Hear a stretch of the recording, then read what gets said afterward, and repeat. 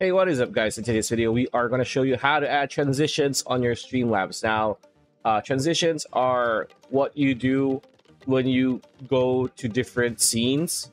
So, if you start your stream and you have your stream starting soon, that's pretty much what you're going to see. And then once you're ready, you can just go to another scene, which is your main scene for streaming. And then maybe you want to take a break and there's another scene or be right back or whatever, and then ending soon, whatever. So there are different scenes that you could put here.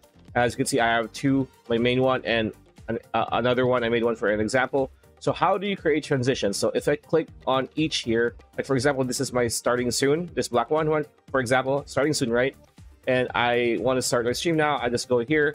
So there's no transition. It just cuts to this other scene. So how do I change this? Click this edit transition scene arrow here like this, and a pop-up will appear. Now what you want to do is, as you can see, this is what's active, global transition, which is cut, like what I mentioned. It just cuts to the other scene. But if you want to have a different flavor, as you will, just click on add transition, and here just new transition. Instead of cut, click here, and you're going to have a bunch of options. So let's do swipe like that, right? And then click done.